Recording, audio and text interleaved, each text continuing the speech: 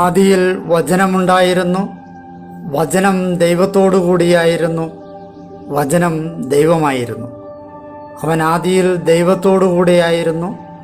സമസ്തവും അവനിലൂടെ ഉണ്ടായി, ഒന്നും അവനെ കൂടാതെ ഉണ്ടായിട്ടില്ല.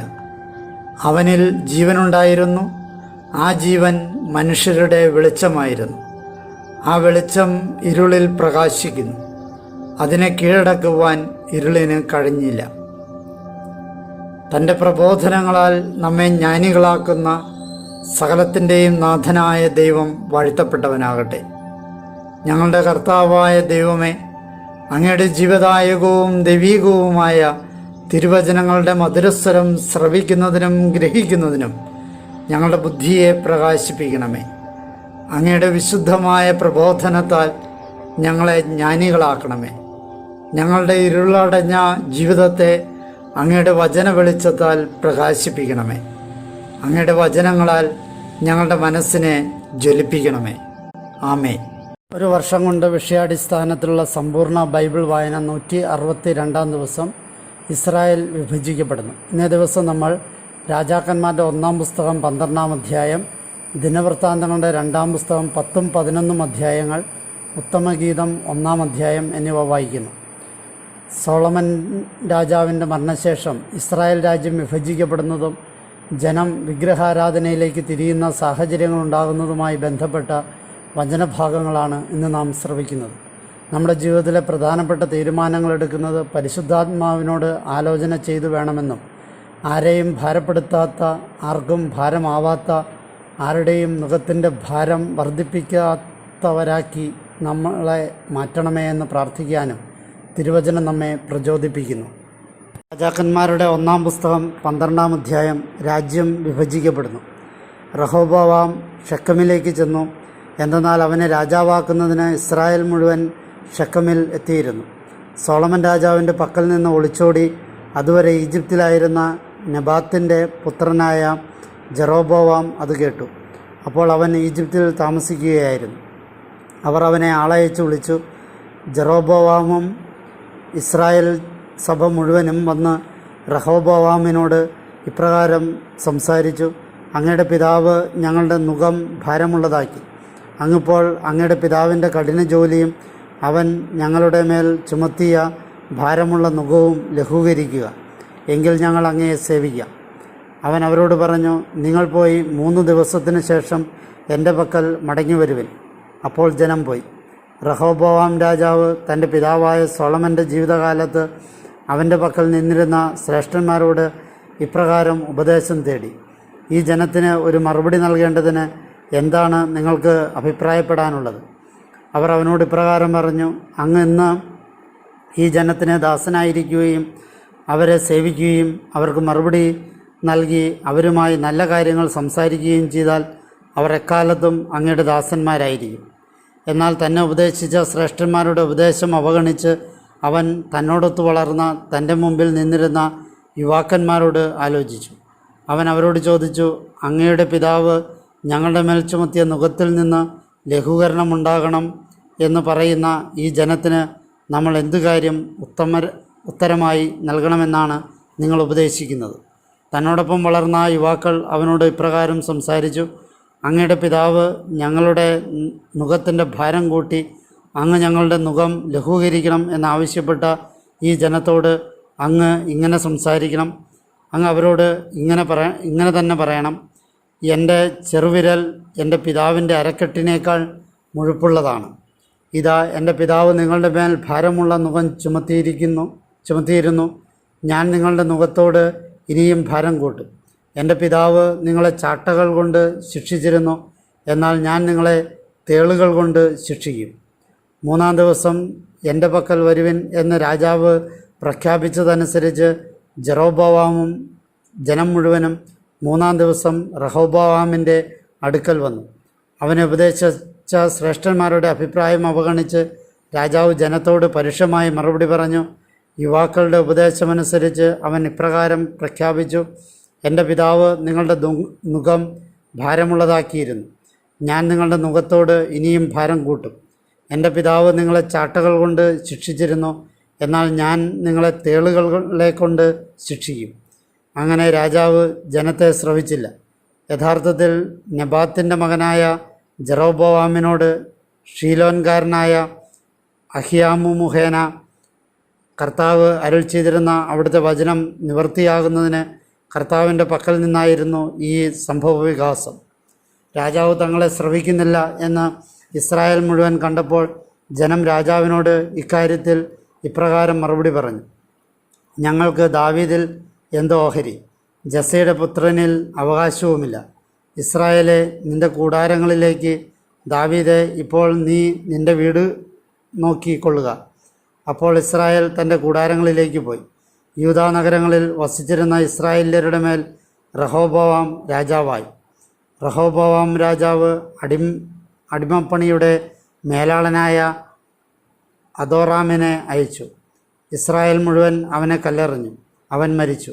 റഹോബോവാം രാജാവ് ജെറൂസലേമിലേക്ക് പലായനം ചെയ്യാൻ തൻ്റെ രഥത്തിൽ കയറുന്നതിന് തിടുക്കം കൂട്ടി. അങ്ങനെ ദാവീദിൻ്റെ ഭവനത്തോട് ഇസ്രായേൽ ഇന്നുവരെ കലഹത്തിലാണ്. ജെറോബോവാം മടങ്ങി വന്നെന്ന് ഇസ്രായേൽ മുഴുവനും കേട്ടപ്പോൾ അവർ ആളയച്ച് അവനെ സമൂഹത്തിലേക്ക് വരുത്തി ഇസ്രായേൽ മുഴുവൻ്റെയും മേൽ രാജാവാക്കി. ദാവീദ് ഭവനത്തിന് പിന്നാലെ പോകാൻ യൂദാഗോത്രമൊഴികെ മറ്റൊന്നും ഉണ്ടായിരുന്നില്ല. റഹോബോവാം ജെറൂസലേമിൽ വന്ന് യൂദാഭവനം മുഴുവനെയും ബെഞ്ചമിൻ ഗോത്രത്തെയും, അതായത് പോരാളികളായി തിരഞ്ഞെടുക്കപ്പെട്ട 180,000 പേരെ ഒരുമിച്ച് കൂട്ടി ഇസ്രായേൽ ഭവനത്തോട് യുദ്ധം ചെയ്ത് സോളമൻ്റെ പുത്രനായ റഹോബോവാമിനായി രാജ്യം വീണ്ടെടുക്കാനായിരുന്നു അത്. എന്നാൽ ദൈവപുരുഷനായ ഷെമായിയുടെ നേർക്ക് ദൈവവചനം ഇപ്രകാരമുണ്ടായി: യൂദായുടെ രാജാവായ സോളമൻ്റെ പുത്രൻ റഹോബോവാമിനോടും യൂദായുടെയും ബെഞ്ചമിൻ്റെയും ഭവനം മുഴുവനോടും ശേഷിക്കുന്ന ജനത്തോടും ഇപ്രകാരം പറയുക: കർത്താവ് ഇങ്ങനെ അരുൾ ചെയ്യുന്നു, നിങ്ങൾ കയറി ചെല്ലരുത്. നിങ്ങളുടെ സഹോദരരായ ഇസ്രായേല്യരോട് യുദ്ധം ചെയ്യരുത്. ഓരോരുത്തരും തൻ്റെ ഭവനത്തിലേക്ക് മടങ്ങുക. എന്നാൽ ഇക്കാര്യം സംഭവിച്ചിരിക്കുന്നത് എന്നിൽ നിന്നു തന്നെയാണ്. അവർ കർത്താവിൻ്റെ വചനം ശ്രവിച്ചു. കർത്താവിൻ്റെ വചനമനുസരിച്ച് വ്യാപരിക്കുന്നതിന് അവർ മടങ്ങിപ്പോയി.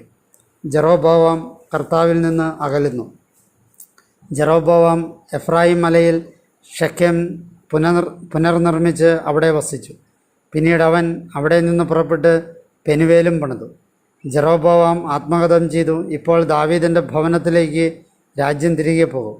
ഈ ജനം ജെറൂസലേമിൽ കർത്താവിൻ്റെ ഭവനത്തിൽ ബലികളർപ്പിക്കാൻ കയറിച്ചെന്നാൽ അവരുടെ നാഥനായ യൂദാ രാജാവ് റഹോബോവാമിലേക്ക് ഈ ജനത്തിൻ്റെ ഹൃദയം തിരിയുകയും അവർ എന്നെ വധിച്ചിട്ട് യൂദാ രാജാവ് റഹോബോവാമിലേക്ക് തിരിച്ചു പോവുകയും ചെയ്യും. അപ്പോൾ രാജാവ് കൂടിയാലോചന നടത്തിയിട്ട് സ്വർണത്തിൻ്റെ 2 കാളക്കുട്ടികളെ ഉണ്ടാക്കി. അവൻ അവരോട് പറഞ്ഞു: ജെറൂസലേമിലേക്കുള്ള ആരോഹണങ്ങൾ നിങ്ങൾക്ക് ആവശ്യത്തിലേറെയായി. ഇസ്രായേലെ, ഈജിപ്ത് ദേശത്തു നിന്ന് നിങ്ങളെ കൊണ്ടുവന്ന നിങ്ങളുടെ ദേവന്മാർ ഇതാ. അവൻ ഒന്ന് ബഥേലിൽ പ്രതിഷ്ഠിച്ചു, മറ്റൊന്ന് ദാനിലും സ്ഥാപിച്ചു. ഇക്കാര്യം പാപമായി തീർന്നു. ദാൻ വരെയും പോയി ജനം അതിൻ്റെ മുമ്പിൽ ആരാധിച്ചു. അവൻ പൂജാഗിരികളിൽ ആലയം നിർമ്മിക്കുകയും ലേവ്യരിൽ നിന്നല്ലാതെ ജനത്തിൻ്റെ ഇതര ഭാഗങ്ങളിൽ നിന്ന് പുരോഹിതന്മാരെ നിയമിക്കുകയും ചെയ്തു. യൂദായിലുള്ള തിരുനാളിന് സമാനമായി ജെറോബോവാം 8-ാം മാസത്തിൻ്റെ 15-ാം തീയതി ഒരു ഉത്സവം നടത്തി. ബലിപീഠത്തിൽ ബലികളർപ്പിച്ചു. താനുണ്ടാക്കിയ കാളക്കുട്ടികൾക്ക് ബലിയർപ്പിക്കുന്നതിന് ബഥേലിലും അവൻ അങ്ങനെ ചെയ്തു. താൻ നിർമ്മിച്ച പൂജാഗിരികളിലെ പുരോഹിതന്മാരെ അവൻ ബഥേലിൽ നിയമിക്കുകയും ചെയ്തു. താൻ ബഥേലിൽ പണിയിച്ച ബലിപീഠത്തിൽ സ്വാഭിഷ്ടപ്രകാരം നിശ്ചയിച്ച 8-ാം മാസം 15-ാം ദിവസം അവൻ ബലിയർപ്പിച്ചു. അവൻ ഇസ്രായേല്യർക്കായി ഒരു ഉത്സവം നടത്തുകയും ബലിപീഠത്തിന്മേൽ ധൂപമർപ്പിക്കുന്നതിന് ചെല്ലുകയും ചെയ്തു. വൃത്താന്തങ്ങളുടെ 2-ാം പുസ്തകം 10-ാം അധ്യായം. രാജ്യം പിളരുന്നു. തന്നെ രാജാവാക്കുന്നതിന് ഇസ്രായേൽ മുഴുവൻ ഷെക്കമിലെത്തിയതിനാൽ റഹോബോവാം ഷെക്കമിൽ വന്നു. രാജാവായ സോളമൻ്റെ പക്കൽ നിന്ന് ഒളിച്ചോടി ഈജിപ്തിലായിരുന്ന നെബാത്തിൻ്റെ പുത്രനായ ജെറോബോവാം ഇത് കേട്ടു. അപ്പോൾ ജെറോബോവാം ഈജിപ്തിൽ നിന്ന് തിരിച്ചു പോന്നു. അവർ അവനെ ആളയച്ച് വിളിച്ചിരുന്നു. ജെറോബോവാമും ഇസ്രായേൽ മുഴുവനും റഹോബോവാമിൻ്റെ അടുത്തു വന്നു. അവർ റഹോബോവാമിനോട് ഇപ്രകാരം അഭ്യർത്ഥിച്ചു: അങ്ങയുടെ പിതാവ് ഞങ്ങളുടെ നുകം ഭാരമുള്ളതാക്കി. അങ്ങിപ്പോൾ അങ്ങയുടെ പിതാവിൻ്റെ കഠിന ജോലിയും അവൻ തങ്ങളുടെ മേൽ ചുമത്തിയ ഭാരമുള്ള നുകവും ലഘൂകരിക്കുക. എങ്കിൽ ഞങ്ങൾ അങ്ങയെ സേവിക്കാം. അവൻ അവരോട് പറഞ്ഞു, 3 ദിവസത്തിനു ശേഷം എൻ്റെ പക്കൽ തിരിച്ചു വരുവിൻ. ജനം പിരിഞ്ഞുപോയി. റഹോബോവാം രാജാവ് തൻ്റെ പിതാവായ സോളമൻ്റെ കാലത്ത് അവൻ്റെ പക്കൽ നിന്നിരുന്ന മുതിർന്നവരോട് ഇപ്രകാരം ആരാഞ്ഞു: ഈ ജനത്തിൻ്റെ കാര്യത്തിന് മറുപടി നൽകേണ്ടതിന് എന്താണ് നിങ്ങൾ ഉപദേശിക്കുന്നത്? അവർ അവനോട് ഇപ്രകാരം പ്രത്യുത്തരിച്ചു: അങ്ങ് ഈ ജനത്തോട് പ്രസന്നനായിരിക്കുകയും അവരെ സന്തോഷിപ്പിക്കുകയും അവരോട് നല്ല വാക്കുകൾ സംസാരിക്കുകയും ചെയ്താൽ ജീവിതകാലം മുഴുവൻ അവർ അങ്ങേക്ക് ദാസന്മാരായിരിക്കും. എന്നാൽ തന്നെ ഉപദേശിച്ച മുതിർന്നവരുടെ ഉപദേശം അവൻ അവഗണിക്കുകയും തന്നോടൊത്ത് വളർന്ന തൻ്റെ മുമ്പിൽ നിന്നിരുന്ന യുവാക്കന്മാരോട് ആലോചന നടത്തുകയും ചെയ്തു. അവൻ അവരോട് ചോദിച്ചു: അങ്ങയുടെ പിതാവ് ഞങ്ങളുടെ മേൽ ചുമത്തിയ നുകം ലഘൂകരിക്കുക എന്ന് പറയുന്ന ഈ ജനത്തിന് നമ്മൾ എന്ത് മറുപടി നൽകണമെന്നാണ് നിങ്ങൾ അഭിപ്രായപ്പെടുന്നത്? അവനോടൊപ്പം വളർന്ന ആ യുവാക്കൾ അവനോട് ഇപ്രകാരം സംസാരിച്ചു: അങ്ങയുടെ പിതാവ് ഞങ്ങളുടെ നുകത്തിൻ്റെ ഭാരം കൂട്ടി അങ്ങ് ഞങ്ങളുടെ നുകം ലഘൂകരിക്കണം എന്നാവശ്യപ്പെട്ട ജനത്തോട് നീ ഇങ്ങനെ പ്രത്യുത്തരിക്കണം. നീ അവരോട് ഇങ്ങനെ തന്നെ പറയണം: എൻ്റെ പിതാവിൻ്റെ അരക്കെട്ടിനേക്കാൾ വലുതാണ് എൻ്റെ ചെറുവിരൽ. നോക്കൂ, എൻ്റെ പിതാവ് നിങ്ങളുടെ മേൽ ഭാരമുള്ള നുകം ചുമത്തിയിരുന്നു. ഞാനാകട്ടെ നിങ്ങളുടെ നുകത്തിൻ്റെ ഭാരം കൂട്ടും. എൻ്റെ പിതാവ് നിങ്ങളെ ചാട്ട കൊണ്ടാണ് ശിക്ഷിച്ചിരുന്നത്. ഞാനാകട്ടെ തേളുകളെ കൊണ്ടായിരിക്കും. 3-ാം ദിവസം എൻ്റെ പക്കൽ തിരികെ വരുവൻ എന്ന് രാജാവ് നിർദ്ദേശിച്ചതനുസരിച്ച് ജെറോബോവാമും ജനം മുഴുവനും 3-ാം ദിവസം റഹോബോവാമിൻ്റെ അടുക്കൽ വന്നു. രാജാവ് അവരോട് പരുഷമായി മറുപടി പറഞ്ഞു.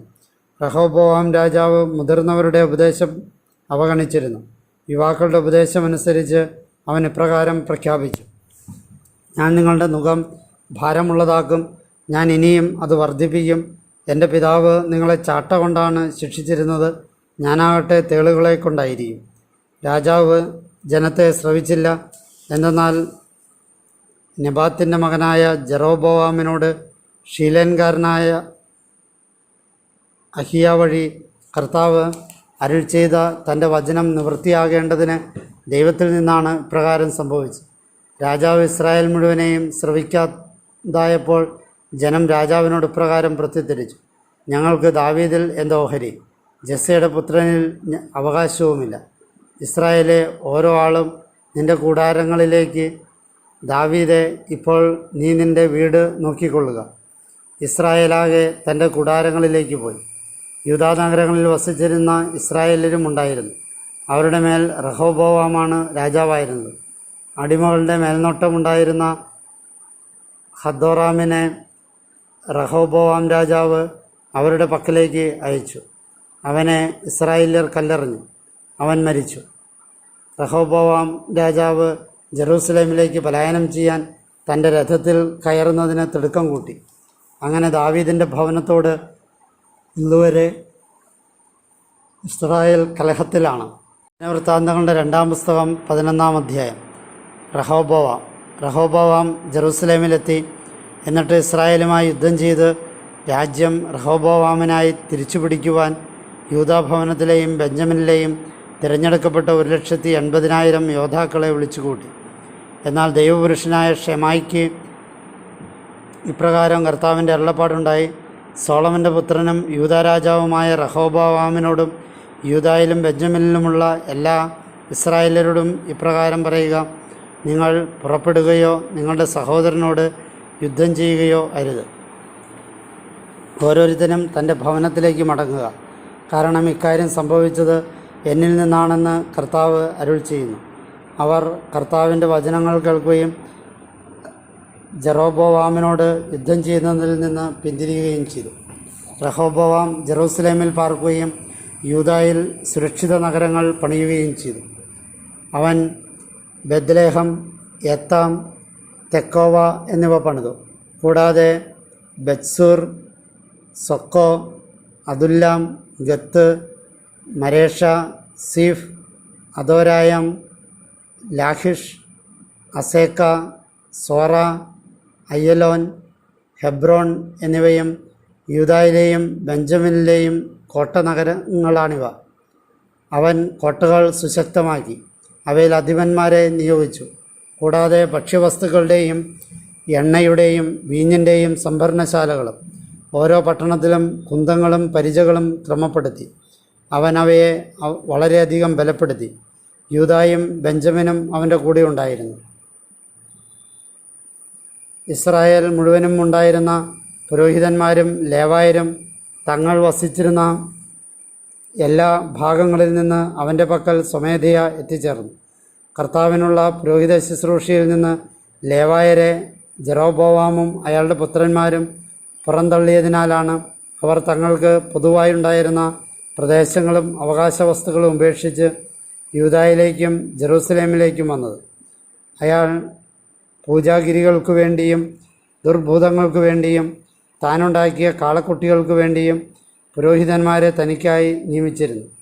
അവർക്ക് പിന്നാലെ ഇസ്രായേലിൻ്റെ ദൈവമായ കർത്താവിനെ അന്വേഷിക്കാൻ മനസ്സുവെച്ചാൽ ഇസ്രായേലിലെ എല്ലാ ഗോത്രങ്ങളിൽ നിന്ന് തങ്ങളുടെ പിതാക്കന്മാരുടെ ദൈവമായ കർത്താവിന് ബലിയർപ്പിക്കുവാൻ ജെറൂസലേമിൽ വന്നു. അവർ യൂദാരാജ്യം ശക്തിപ്പെടുത്തി.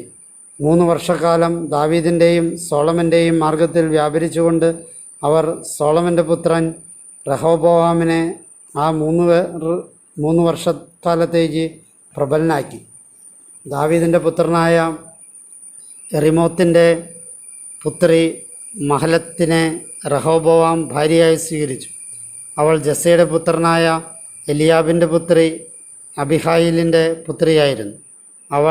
അവന് യവൂഷ്, ഷമറിയ, സാഹാം എന്നീ പുത്രന്മാരെ പ്രസവിച്ചു. അതിനുശേഷം അവൻ അബ്സലോമിൻ്റെ പുത്രിയായ മഗായെ ഭാര്യയായി സ്വീകരിച്ചു. അവന് അബിയ, അത്തായി, നിസ്സ, ഷെലോമിത്ത് എന്നിവരെ പ്രസവിച്ചു. റഹോബോവാമിന് 18 ഭാര്യമാരും 60 ഉപനാരികളും ഉണ്ടായിരുന്നെങ്കിലും തൻ്റെ എല്ലാ ഭാര്യമാരെയും ഉപനാരികളെയുംകാൾ അബ്സലോമിൻ്റെ പുത്രിയായ മാഗായെ അവൻ സ്നേഹിച്ചിരുന്നു. അവൻ 28 പുത്രന്മാരും 60 പുത്രിമാരെയും ജനിപ്പിച്ചു. റഹോബോവാം മക്കായുടെ പുത്രനായ അബിയായെ അയാളുടെ സഹോദരരുടെ ഇടയിൽ മുഖ്യ നേതാവായി നിയമിച്ചു. എന്നാൽ അവൻ അയാളെ രാജാവാക്കാൻ ആഗ്രഹിച്ചിരുന്നു. അവൻ ബുദ്ധിപൂർവം പെരുമാറി. അവൻ തൻ്റെ പുത്രന്മാരിൽ ചിലരെ യൂദായിലും ബെഞ്ചമിനിലുമുള്ള എല്ലാ ദേശങ്ങളിലേക്കും എല്ലാ കോട്ടനഗരങ്ങളിലേക്കും നിയോഗിച്ചു. അവൻ അവർക്ക് സമൃദ്ധമായി ഭക്ഷ്യവസ്തുക്കൾ നൽകി. അനേകം ഭാര്യമാരെയും കണ്ടെത്തി. ഉത്തമഗീതം 1-ാം അധ്യായം. സോളമൻ്റെ പാട്ടുകളുടെ പാട്ട്. മണവാട്ടി. തൻ്റെ അധരചുംബനങ്ങൾ കൊണ്ട് അവൻ എന്നെ ആശ്ലേഷിക്കട്ടെ. എന്നാൽ നിൻ്റെ പ്രേമപ്രകടനങ്ങൾ വീഞ്ഞിനേക്കാൾ മെച്ചമാണ്. സൗരഭ്യത്തിന് നിൻ്റെ തൈലങ്ങളും നല്ലതാണ്. പകർന്ന തൈലമാണ് നിൻ്റെ നാമം. അതിനാൽ യുവതികൾ നിന്നെ സ്നേഹിക്കുന്നു. നിൻ്റെ പിന്നാലെ എന്നെ കൊണ്ടുപോകുക, നമുക്ക് വേഗം പോകാം. രാജാവ് തൻ്റെ മണവറകൾ എനിക്ക് സമർപ്പിച്ചിരിക്കുന്നു. ഞങ്ങൾ നിന്നിൽ ഉല്ലസിച്ചാനന്ദിക്കും. ഞങ്ങൾ നിൻ്റെ പ്രേമപ്രകടനങ്ങളെ വീഞ്ഞിനേക്കാൾ പുകഴ്ത്തും. അവർ നിന്നെ ആത്മാർത്ഥമായി സ്നേഹിക്കുന്നുണ്ട്. ജെറുസലേം പുത്രിമാരെ, ഞാൻ കറുത്തവളാണെങ്കിലും അഴകുള്ളവളാണ്. കേദാറിലെ കൂടാരങ്ങൾ പോലെ, സോളമൻ്റെ തിരശീലകൾ പോലെ. സൂര്യൻ തുറച്ചു നോക്കിയവളായ എന്നെ, നിറമുങ്ങിപ്പോയ എന്നെ നിങ്ങൾ നോക്കി നിൽക്കരുതേ. എൻ്റെ മാതൃതനയന്മാർ എന്നോട് കോപിച്ചു. അവർ എന്നെ മുന്തിരിത്തോപ്പുകൾ കാക്കുന്നവളായി നിയമിച്ചു. എനിക്ക് സ്വന്തമായുള്ള മുന്തിരിത്തോട്ടം ഞാൻ കാത്തു സൂക്ഷിച്ചില്ല. എൻ്റെ ആത്മാവ് സ്നേഹിക്കുന്നവനെ എന്നോട് നീ വർണ്ണിക്കുക. നീ ആടുമേയ്ക്കുന്നത് എവിടെയാണ്? ഉച്ചയ്ക്ക് അവയ്ക്ക് വിശ്രമം നൽകുന്നത് എവിടെയാണ്? ഞാനെന്തിന് നിൻ്റെ ചങ്ങാതിമാരുടെ ആട്ടിൻകൂട്ടങ്ങൾക്കരികെ അലഞ്ഞു നടക്കുന്നവളെ പോലെ ആകണം? തോഴിമാർ, സ്ത്രീകളിൽ സുന്ദരികളായവളെ നിനക്ക് അറിഞ്ഞുകൂടെങ്കിൽ ആട്ടിൻപറ്റത്തിൻ്റെ കാൽപ്പാടുകളിൽ പുറപ്പെടുക. ഇടയന്മാരുടെ കൂടാരങ്ങൾക്കരികിൽ നിൻ്റെ ആട്ടിൻകൂട്ടങ്ങളെ മേയ്ക്കുക. മണവാളൻ. എൻ്റെ പ്രിയെ, ഫറവോയുടെ രഥങ്ങളിലെ എൻ്റെ പെൺകുതിരയോട് നിന്നെ ഞാൻ തുലനം ചെയ്യുന്നു. നിൻ്റെ കവിൾത്തടങ്ങൾ കുറുനരികൾ കൊണ്ട് മനോജ്ഞമാണ്. നിൻ്റെ കഴുത്ത് കനകമാലകൾ കൊണ്ടും. വെള്ളിമുട്ടുകളോടുകൂടിയ സ്വർണ്ണ അലക്കുകൾ നിനക്ക് ഞാൻ ഉണ്ടാക്കിത്തരാം. മണവാട്ടി. രാജാവ് തൻ്റെ ശയ്യയിലായിരിക്കെ എൻ്റെ ജടാമാഞ്ചി തൂമണം തൂകി. എൻ്റെ പ്രിയൻ എനിക്ക് മിറച്ചിമിഴാണ്. എൻ്റെ സ്തനാന്തരത്തിൽ അവൻ ശയിക്കുന്നു. എൻ്റെ പ്രിയൻ എനിക്ക് എൻഗേദി മുന്തിരിത്തോപ്പുകളിലെ നാടൻ മുന്തിരിക്കുലയാണ്. മണവാളൻ: എൻ്റെ പ്രിയെ, ഹാ, നീ എത്ര സുന്ദരി! അതെ, നീ സുന്ദരി തന്നെ. നിൻ്റെ കണ്ണിണകൾ പ്രാവുകളാണ്. മണവാട്ടി: എൻ്റെ പ്രിയനെ, നീ എത്ര സുന്ദരൻ! അതെ, മനോഹരനുമാണ്. നമ്മുടെ തൽപ്പം പോലും ഹരിതമോഹനമാണ്. നമ്മുടെ ഭവനത്തിൻ്റെ ഉത്തരങ്ങൾ ദേവദാരുക്കളാണ്. നമ്മുടെ കവാടഫലകം സരളമരമാണ്.